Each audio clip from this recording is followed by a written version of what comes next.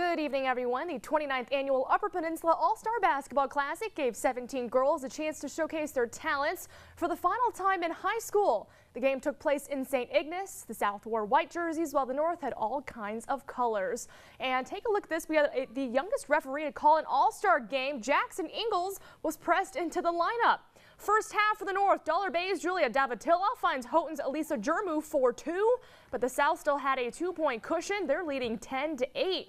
Going the other way, St. Ignace's Kelly Wright to Superior Central's Vanessa Freeberg for the basket, and she paced the South with 24 points, and she'll play at Hope College in the Lower Peninsula next season.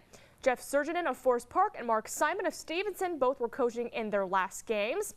Off the miss, Launce's Val Ryla gets the putback. She had 9 points on the night.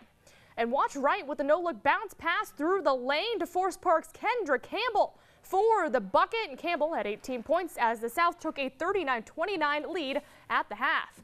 Coach Dick Franti of Ontonagon calmly talked to his players at the break. Second half action, Tiffany Wangeren from Stevenson to Kelly Wright, an AP Class C Player of the Year, will score. But the North mounted a comeback. Westwood's Lizzie Dufana Van Buren for the layup to tie the score at 62. Next, here comes Ontonagon's Brooke Tureen to Jermu down the court for the layup. It's now 64-62 North. Jermu had a great game. She drains a triple a short time later to give the North a 5-point lead as they hang on to win 75-72. She poured in 31 points to be named the most valuable player. It just felt good, fun to play in my Houghton uniform for the last time, and our team was a ton of fun. We moved the ball well, and it was a good last game. You don't get too much time to practice, so basically told them we got to get the shots to fall and we got to get on the boards a little more. You know, Elise Jermu is a very good player. Val hit some big free throws down the stretch, and I thought we rebounded better as the game went on. Good news, though, for the Michigan Tech women's basketball team. Jermu has already signed a letter of intent to play there next season. As for the boys, the North team started out with a 22-5 lead en route to a 114-67 victory over the South team. Negauni's Tyler Jandren was the MVP, finishing with 18 points, while Cedarville's Dan Stenback led the South with a dozen. We'll have full highlights of this game on tomorrow's Late News. In the Greg Johnson Memorial Tournament, let's check in with Escanaba. They are playing Plover in this second game, tied at 1 in the third. Good double play here on defense for the Escanaba defense. Then David Fallish at bat. Off of the wild pitch here, Jack Valentine gets the green light to go, and he scores for the Escanaba Cubs, and they will lead 3-2-1.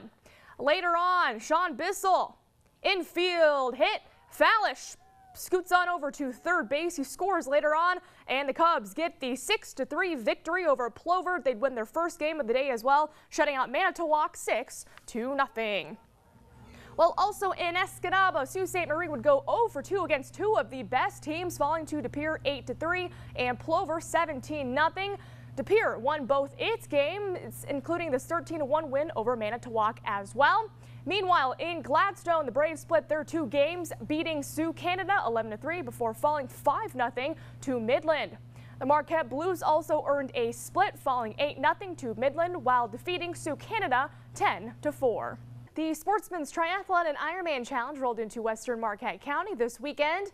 The event was split into two parts, starting with 3D archery and trap shooting on Saturday at the Negaunee Rod and Gun Club. To determine whether or not the teams are participating in the triathlon or Ironman, it depends on where they're shooting from.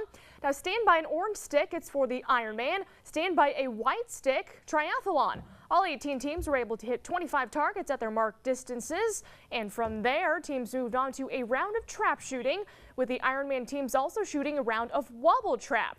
On the day, Strogers leads the Ironman division with 158.5 points, while Easton is first in the triathlon with 156 points. The event will finish later today at the Wawanoan Country Club with a final round of golf.